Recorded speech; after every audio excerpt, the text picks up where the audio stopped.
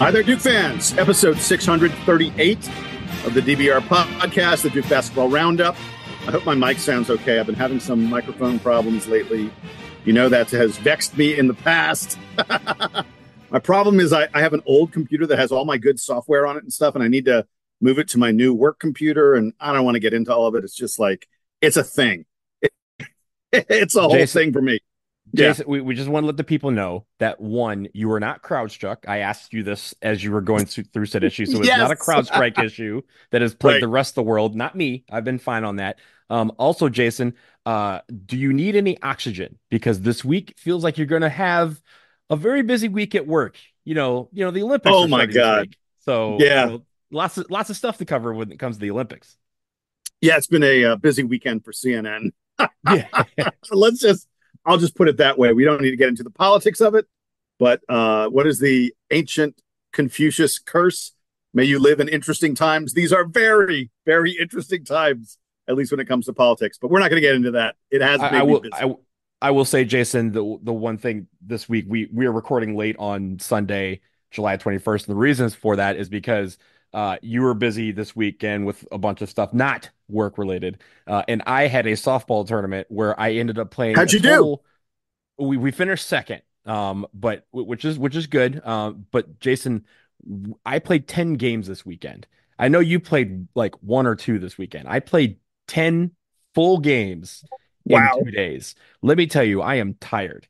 So let's get to the Olympics, because one thing I am not after this weekend is an Olympic athlete, but we have several Duke players that will be representing their various nations at the Olympics. Yeah, exactly. So just so folks understand, we've got a bunch of little topics here, medium-sized topics, I guess you'd call them, that we're going to delve into. We're going to be back in just a couple of days. I know it's been a little while since our last podcast. As always happens, like we sort of collect topics along the way. And then we have a moment like this where we go, okay, time to record. We go, wait, we have too much for this episode. So we'll be back in just a couple more days in your feed with some of the other stuff that's been going on lately. But we want to get into the Olympics. And Donald, I want to start this way. I know the Olympics are coming out. I know we're going to be talking about Duke athletes who are playing in the Olympics for various countries. But I'm going to start with the guy who probably is on people's minds the most right now, and that's Khaman Maluach, who is playing for South Sudan in the Olympics. There was some question as to whether Khaman Maluach might not make the South Sudan team. There were some rumors going around about that. Complete bunk. That is just not true. He's absolutely making the team. And in fact, just hours ago, he played against Team USA. By Team USA, I mean Joel Embiid and Anthony Davis and Bam Adebayo and LeBron James and Steph Curry and Jason Tatum and so on and so on. But in terms of big men, Khaman Maluach found himself matched up against, quite literally, the best big men in the world of basketball. And you know what? He actually performed okay. He did fairly well. He ended up scoring 7 points. That included a long jumper that he hit in Joel Embiid's face. It's probably about a 19-footer or so. I'm not so sure it was the most efficient shot. It was a Kyle Singler too, to put it in perspective. Exactly. Yes, exactly. But he just nailed it right in Joel Embiid's face. He also had a fast break dunk where he was sort of trailing on the fast break, and his teammates found him, and he scored quite easily with a slam dunk.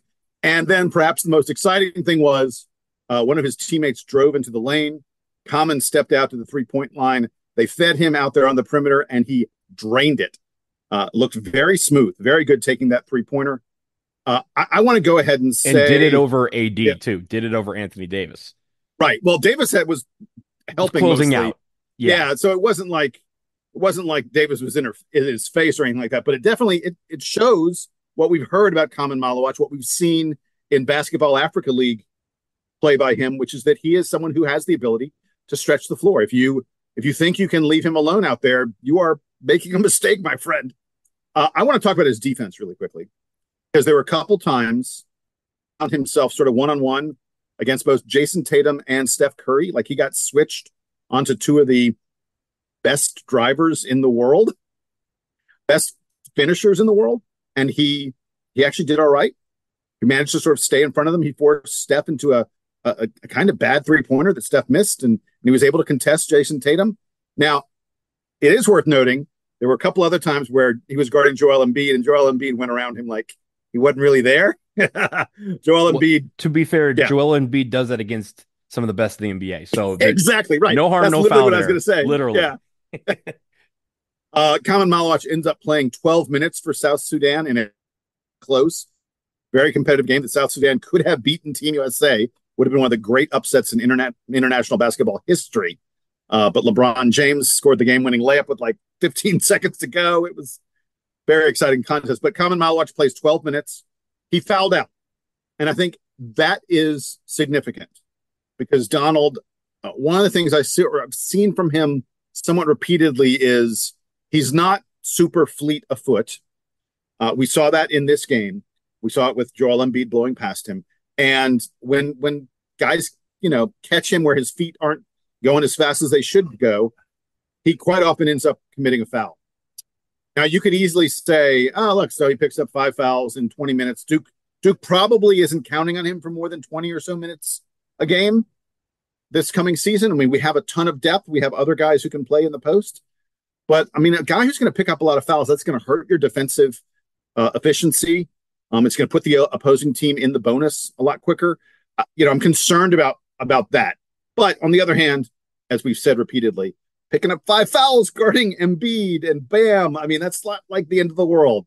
What did you think of what you saw from Kaman Malawach in that exhibition against Team USA? I think first of all, credit to South Sudan because like you mentioned, South Sudan took the US to the brink, right? They won by And 1 point. and Luol Deng. Luol Deng Yeah. is the guy who has built this team. I read an incredible thing, Donald. There are no indoor basketball courts in all of South Sudan. There's literally not a single indoor basketball court in South Sudan. Luol Deng's in the process of building 9 of them. And that's great. You know why? Because, this is a war-torn country who is still in the middle of Yes. it, right? So the fact that they have come together under these circumstances is nothing short of incredible to begin with. The fact that they are showing some promise, some flashes of brilliance, and even some moxie, going up against arguably the best team on the planet is even better. And I think Kaman Malawach, as you mentioned, held his own against guys that we see on TV all the time and we refer to as the best players on the planet. Look, it took LeBron James, who defeated the Monstars, to defeat South Sudan. Like that's where we're at right now. But when it comes to Kaman Malawach, there's a couple things that I wanted to point out. One, I thought on offense, we've talked about, we've said it till we're blue in the face. He's raw on offense, but that's fine because I think as he becomes he gets his feet underneath him and is able to figure out where he needs to be on the court. You can see that the gears are running in his brain about where he's supposed to be, and sometimes he doesn't just quite get there. But once those things kind of sink, man, he's going to be fun to watch on offense. Now on defense, I think the one thing about it is we saw a little bit of you mentioned the fouling. We saw a little bit of that if you remember watching the Basketball After League, where he was showing out on offense and on defense had some stellar things where he sent balls into other countries. But I think the great thing about it is that, and it's a gift and a curse. He's an all or nothing guy sometimes when it comes to defense. When he goes for a block, he's not trying to go for a block. We've mentioned this. He doesn't go for a block and try to tip it to himself and catch the rebound and go the other way. No, he wants to volleyball swat it to the point where you can't use the basketball anymore because it's either gone or it's deflated when you find it. That is him. And the problem with that is the curse of that is sometimes you miss. And when you miss, there's only one thing left, and that's the person who's doing the shot, doing the shooting, and you foul him. And so there's going to be times this year where you see him go for an all or nothing play and is very aggressive with it. I wonder what the coaching staff, Jon Scheyer and them, are thinking when it comes to approaching his effort on defense, because I love the approach of being aggressive on defense. I think he will love the approach of being aggressive on defense. But the issue is going to be, how do you maintain and control it so that he remains on the floor for as long as he can without fouling out? And as you mentioned, putting us in foul trouble and sending the other team to the line. Yeah, there's no question. I think that folks just need to temper their expectations on him a little bit.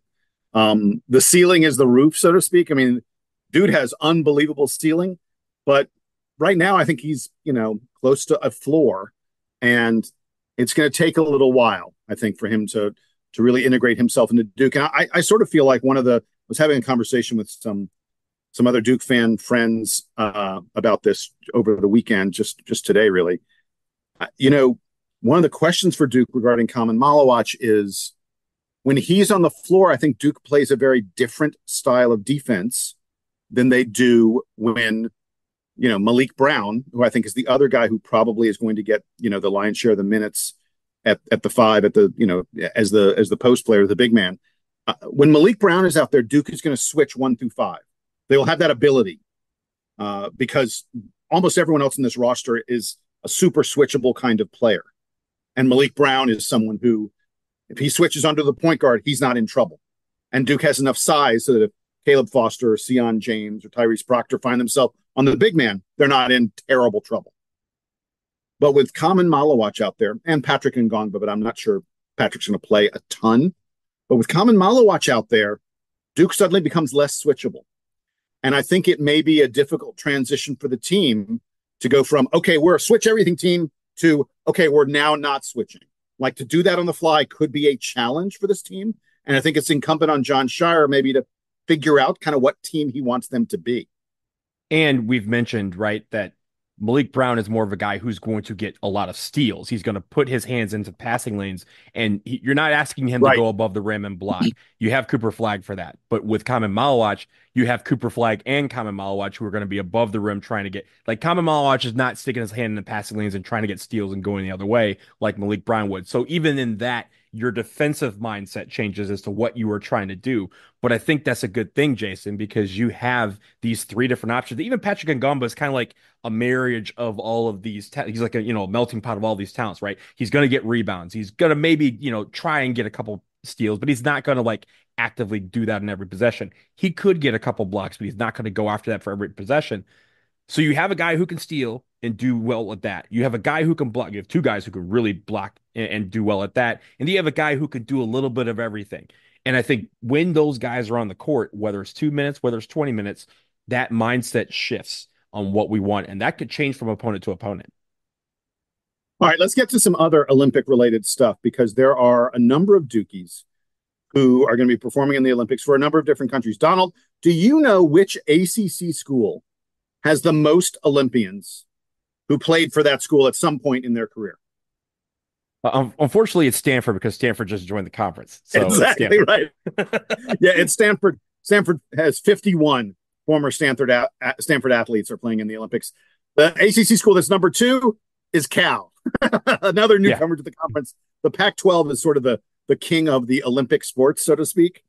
But Donald, the school that is number 3, the school of sort of existing ACC school who has the most Olympians from that school, is Duke University. Duke has 18 folks who are former Blue Devils will be performing in these Olympics. And in fairness, there's some of them who like only played at Duke for like 1 year. Like there's one guy who's he's a triathlete, and he was a cross country runner at Duke as a freshman, and they transferred to Colorado. Colorado has a absolutely elite, like if you're a long distance runner, Colorado is where you go to train in the US and where you go to school. He was really good at Duke as a freshman, and then he transferred to Colorado, was there for the rest of his career. But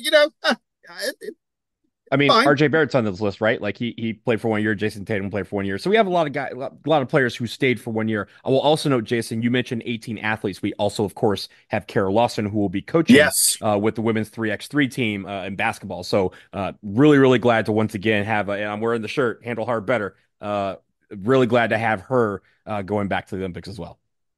So, Donald, I'm not sure exactly how you want to handle this. I don't know that we need to name all 18 of them, or maybe we can if you want. I'll start with basketball really quick. You mentioned RJ Barrett playing for Team Canada. By the way, they just the other day, Team Canada beat France. France is considered like one of the big contenders. Canada is one of the other major contenders. In fact, arguably, Canada is the second best team to the U.S. So they beat France in an exhibition by 12 points. And RJ Barrett was, alongside Shai Gilgeous-Alexander, was the leading scorer for Canada with 21 points. RJ is going to play a big role for Canada, for the Canadian team. Jason Tatum, obviously, playing USA. He has been in the starting lineup for Team USA thus far. And it looks like the USA starting lineup is Steph, Drew Holiday, LeBron James, Jason Tatum, and Joel Embiid. It's a good starting lineup. It's nice. It's very nice. Exactly. And we mentioned them already, Kaman Malawach, but there are a couple women. You want to tell us a little bit about them? Yeah, so Elizabeth Balogun, who obviously played at Duke, she will be playing for Team Nigeria. And then, of course, you have the point guard herself, Chelsea Gray, who will be playing for Team USA. And the thing about Chelsea Gray is it's great to see her back on the court because for the first part of the WNBA season, she was out due to injury. And I think the kind of like the way that they were kind of handling her recovery was don't get come back for the Aces. The Aces, who are the two-time defending WNBA champions, are stacked at every position. So having her be on the bench and come back early to help them out doesn't really make sense. Their goal was to get her ready for these Olympics, and they've started to ramp her up. I think she played the last couple of games of the WNBA season before they are in this break now for the Olympics, and now she will be in Team USA. Great to see her back, and like I think there was some stat, and I think I read it somewhere. I gotta double check this. There was one stat that like she has not lost a game that she has played 20 minutes in like 3 years. So Wow. that just tells you how good she is, right? Like I'm sorry, it was USA Team USA, not like the WNBA, but like Team USA, Right. like the Okay. last like 20 games or so that she's played, and like they've won. So she's very good, and she's an integral part of how that offense runs. You actually saw Jason last night. They played the WNBA All-Star game. It was Team USA They versus lost. WNBA. They lost. I will say, people who are freaking out, guess when the last time the Team USA lost in anything? It was the WNBA All-Star game in Right. Four 2021 years before ago. they went and just absolutely ransacked everybody in the Olympics. So the best team that they're probably going to play, hopefully, knock on wood for us from Team USA, is the team they played last night, made up of a bunch of stars from the league that they all play in. So, everyone, just be cool. I think everything's going to be just fine. But Elizabeth Balogun, Nigeria is a team that is actually kind of up and coming. They have a lot of players who, again, there's a lot of U.S. I mean, Elizabeth Balogun was born in the United States, but represents Nigeria. So they're starting to get a lot of those players that are just, not making the cut for Team USA, but are eligible to play for them. And they may have a serious squad that could come and contend for a medal. So look out for Nigeria when the women play. All right, so Don, let's go through a few of these other Dukies who are playing in other sports. And, if you can tune in and check some of these folks out, go for it. If you're into fencing, in the men's saber, Pasquale de Tella, who represents Argentina, is a former Dukie. In field hockey, we have Leah Krause playing for Team USA. She played 4 years at Duke. She then went to Maryland for a year. We're going to forgive her for that. COVID year. Yeah, Yeah, COVID years don't exactly. count. By the way, Leah Krause, interesting little story. She wants to go to med school, but she hasn't been able to do it yet because she's too good at field hockey. She's been a professional field hockey player. Golf is a place where you can watch a bunch of Dukies. On the women's side, Celine Boutier will be competing for France. Celine has 6 LPGA wins, 5 European Tour wins. She won a major last year. She is absolutely a medal contender, as is Leona Maguire, who plays for Ireland. She is, by the way, the only Irish woman to ever win an LPGA event. And just a few weeks ago, she became the first Irish woman to win on the European Tour. She has a chance. And then one more, Anna Belak, or Belac, plays for Slovenia. She's the first ever Slovenian to play on the LPGA Tour. Those are all former Dukies. Donald, tell me about, there's some soccer players you want to talk about as well, right? Yes, absolutely. There's two soccer players that played at Duke, actually played together. They were teammates from 2013 to 2016. That is Toni Payne from Nigeria. First off, she's played her entire career in Europe, 1 season at Ajax, 6 years at Sevilla, and then just signed with Everton in the offseason. We're playing for them this year. She was in the United States system on the youth level before committing to play for Nigeria's women's national team in 2021. So this will be her first Olympic. I don't think she was on the last Olympics. I'll have to double check that, but I'm pretty sure this is her first time being on the Olympic team for Nigeria. They will be in Group C. The U.S. is in Group B, and in Group A is Canada. And Canada has Quinn. First of all, Canada is the reigning gold medalist, and they're looking to repeat. Quinn was born in Toronto. Has been one of the more solid defenders in the NWSL since they came out of Duke in 2017. The interesting thing about Quinn, they came out as non-binary and transgender in 2020, and they use they them pronouns, changed their name to just Quinn. They were born Rebecca Quinn, and they dropped the Rebecca. Now they're just Quinn. But they were on that 2020 Canada team that went for gold in Tokyo, and it just absolutely has transcended the sport. Again, they are one of the best defenders in the league and have been for quite a while since they came out of Duke. But again, Quinn and Toni Payne were teammates at Duke. Now they will both be competing in soccer for gold at the Olympics. I think that's pretty cool. Let me just round out the number of Dukies out there. There are several folks doing track and field. Daniel Golubovich is a decathlete competing for Australia. Simon Guttormsson, Norway, competes for Norway in the pole vault. He was at Princeton and they came to Duke this year because he couldn't take an extra year at Princeton. But Simon is a Dukie. Lauren Hoffman runs the 400-meter hurdles for the Philippines. Bryn King will be representing the USA in the pole vault. Bit of an upset. Had a career best in the Olympic trials to make the top 3 for the Team USA. And so congratulations to Bryn. Morgan Pearson, that's the triathlete I mentioned who ran cross country at Duke several years ago and then went to Colorado, but is a former Dukie. And Morgan, by the way, won silver in 2020 in the mixed relay triathlon. I didn't even know this existed, Donald. Apparently there is an event, where you have a relay race with triathletes and it's men and women. They're like 4 people on the team. That's just I don't know how long that takes. That is crazy. It feels like it takes the entirety of the Olympics, right? The Olympics is 2 weeks long. They're like start on opening day, and then as the closing ceremonies happen, they're like, oh, by the way, we have to leave because the relay triathletes just finished. So let's give them their medals. But no, I think that's pretty cool. And then I think you mentioned Madeline Price, who is an alternate. I was gonna say that's the last one. Last one on my list is Maddie Price, running for Canada, 400-meter runner. Was on their relay team in 2020 when they finished 4th. So Canada is a medal contender, and Maddie Price will be a part of that team.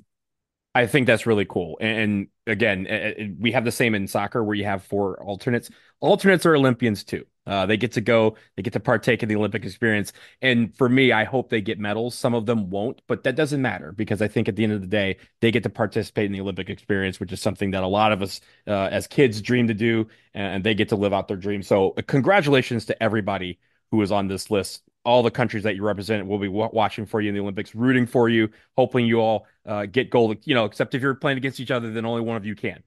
So that's just how it works. Unless you tie, which in the last Olympics, 2 guys tied at high jump, they both got gold. So tie, and then we can all get golds and everybody be happy.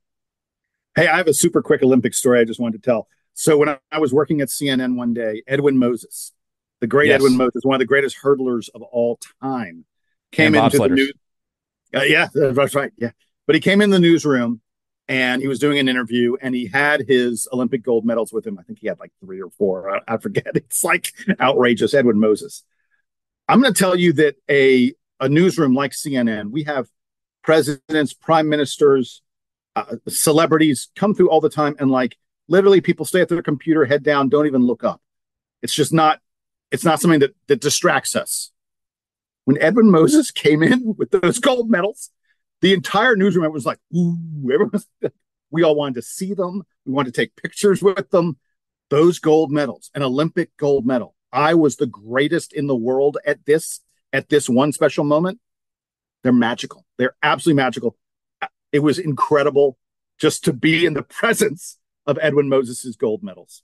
Jason, I was on a national track team that competed against teams from other countries in Spain and in France when I was in high school, and got gold in one event, got silver in another event, and was on top of the world. That was for some random, scholastic international track meet where everyone had to have like a 3.0 to even be eligible to run. But we were the fastest on that day, and just to be able to hear your national anthem being played because you did something great. And to receive something is really cool. We also went to Lausanne, Switzerland, which is the home of the Olympic Museum, and got to tour that and see some of the medals. And just, they always have the distinct medals for each Olympics. Some of these things are heavy. Like some of these things, it almost makes you not want to win. They're so heavy that because when they win, obviously, right, you're going to all these different shows and NBC has you on and you're like, oh, you're always got to wear your gold medal around. And some of these people are like, yo, my neck is tired. Like I can't wear this any longer, which is why some of them get put in safes for eternity. So I definitely understand, but it's really, really cool when you see one up close.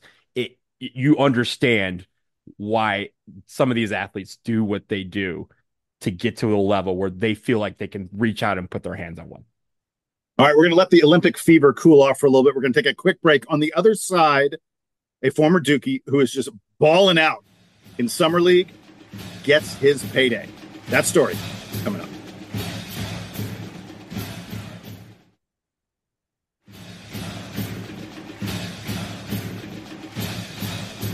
Back from the breakdown, not a lot of time left, but we want to talk about a Dookie playing in the Summer League. We previewed, our last episode or the episode before that, I forget which one it was. We talked a little bit about some of the guys playing Summer League basketball, and we talked about how Summer League is where, guys who don't have a big NBA future go to make their future. And those guys they're working so damn hard because it's not like they're not there playing for, oh, am I going to get a 5, 10, 20, $50 million contract? They're playing there for like, am I going to be able to make a $500,000 or something like that? Or am I going to be stuck making 50 grand? Well, one of those guys who has been working at it for like 3 years now is DJ Stewart. You may recall DJ Stewart was a Blue Devil when Jeremy Roach was a freshman. Mm-hmm. It was, a few moons ago.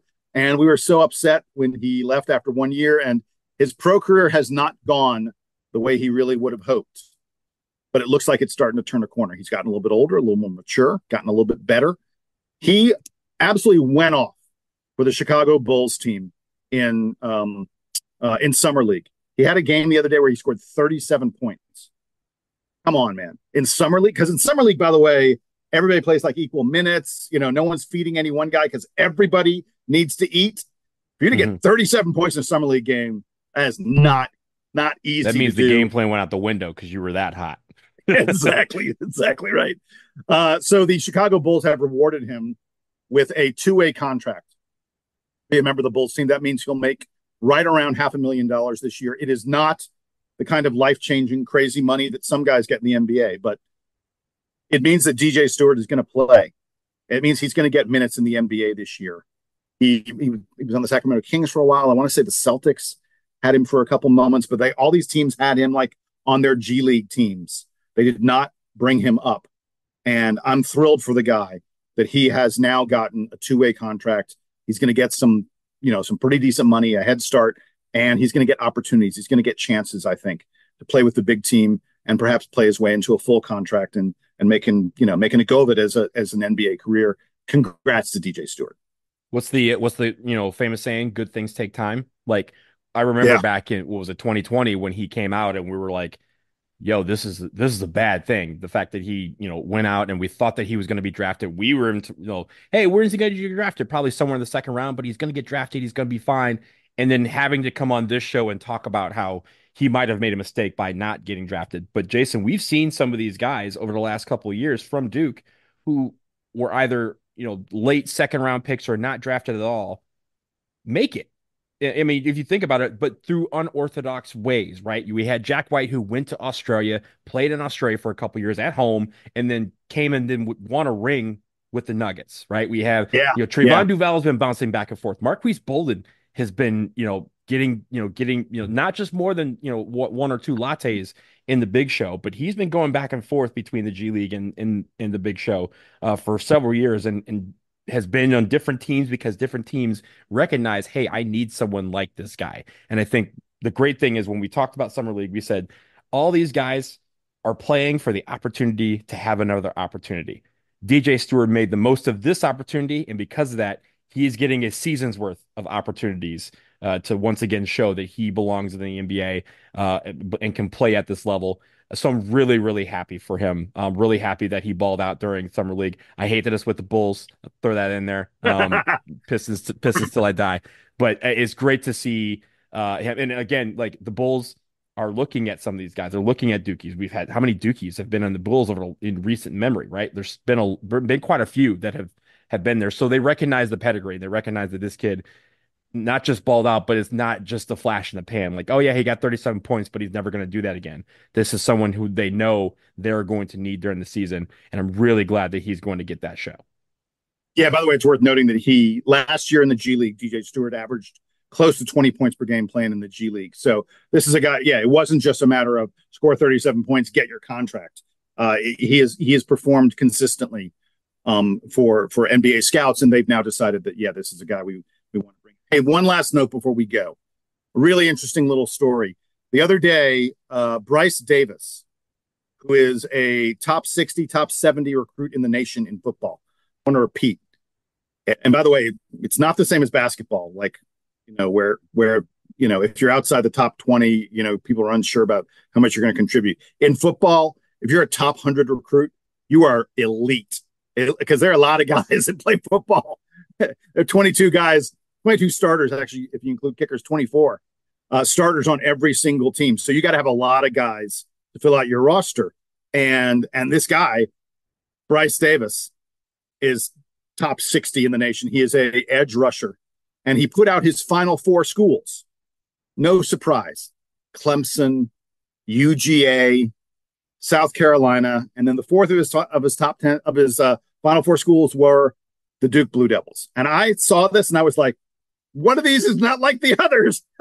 Oh my God, what is Duke doing alongside? And it wasn't just that they recruited him, like they were literally in the running.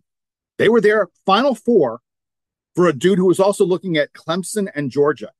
These are not the waters that we usually fish in. And over the weekend, Bryce Davis made his choice. And in the final hours before he made his choice, there started to be this undercurrent.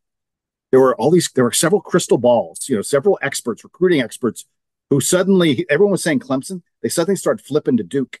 Like they were like, we really think this kid's going to pick Duke. And in the end, Bryce Davis picked up the baseball cap and said that he was going to play for Clemson. This is not a story of Duke failing at recruiting. This is the Duke coaching staff getting in there for a guy the likes of which Duke's never had a recruit this good. I mean, we've had some really nice players that Duke has brought in, but a guy like this is just not where Duke usually goes.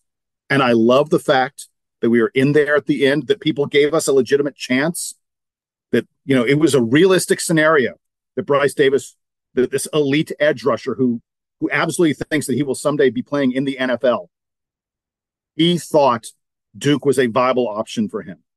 That is a big step in the right direction for the Duke Blue Devils. It shows you, A, that our coaches are really getting a good, convincing message out there to recruits, and B, shows you that our NIL program is fairly decent, that, Duke is able to compete, because I guarantee you this is a guy who got paid. And there's nothing wrong with that. That's the way the system works now. There's no criticism in that. But the fact that Duke was in there, and the fact that the crystal balls were going Duke's way, I was just like, this is unbelievable. And it is a testament to the entire Duke football program that we're even being considered for a guy like this. I mean, look, we are part of a era where, yes, we have a new coach in Manny Diaz. Yes, we have a brand new coaching staff. Yes, we have the NIL era, and we'll talk a lot about that on the next show. But all that works in our favor, right? Manny Diaz, the one thing, as I mentioned, when he was first hired, I said there were some mistakes that he made on the field at Miami, but one thing that was certain was that he's very aggressive about recruiting. He wants to bring the best guys in. He wants to get those guys and buy them into the fact, because, if you think about Jason, 10 years ago, we were going to recruits and saying, hey, we want you to help us become a good football team. We want you to come in and be a part of a new era of Duke football. And now the message is, we need you to take us to the next level. And the next level is not getting to bowl games. The next level is competing for ACC titles, trying to get into this expanded playoff, which starts this year. You can be a part of that. And yes, you will be the centerpiece when you bring Duke to the title game, and you bring them to the playoff. That's going to be your legacy, and people will remember you, and that sort of thing. And I think that's really cool. Shout out NCAA 25, by the way, that just dropped this weekend. It's a fantastic game. But you have that opportunity now, and Manny Diaz and the coaching staff is being aggressive about doing that. Yes, our NIL is something that can also keep us in the hunt with some of these bigger recruits. But it is about selling the vision of what this program is going to be and how they fit into that puzzle. And the problem with football in a lot of cases is you have to do that 95 times, right? Because there's like 95 scholarships. And so you have to tell each one of the guys what their role is and how they fit into it. But it's really cool that they're in that. And the great thing is, Jason, that is not the last guy that's going to put us in their top four. They're still actively recruiting for next year and years beyond. And you're going to see more of these guys considering Duke. And eventually, you're going to see some of them start to pick Duke. And I think that's going to be a really good thing. We just have to continue to be aggressive at going after these guys, because before we wouldn't even go after him. This is the guy that we'd be like, he's not going to consider us. We'll send him the letter, we'll offer the scholarship, but that's about it. Now they're like, no. Like, let's have a phone call, come in for a visit, come to the facilities, which are, again, continuing to improve with all the money that's being kicked in. So this is a great thing. We may have lost the battle, but this war still continues, so to speak, and we're on the right side of it. I love it. I love it. With that, we're going to wrap up the latest edition of the DBR podcast, the Duke Basketball Roundup. He is Donald. I am Jason. We're going to be back in your feeds in just a couple days. Donald just said we got some interesting NIL intel, so to speak, that we want to report on for you. And one of the most respected analysts out there for college basketball has come out with his rankings, his preseason rankings for all of college basketball. We will tell you what he thinks of the Duke Blue Devils, specifically what he thinks of Cooper Flagg. This guy actually projects how many points per game Cooper Flagg is going to average next year. Can't wait to tell you all about that. That's coming up here in just a day or two. Until then, he's Donald, I'm Jason, and this is the Duke Band. Playing us out, taking us home.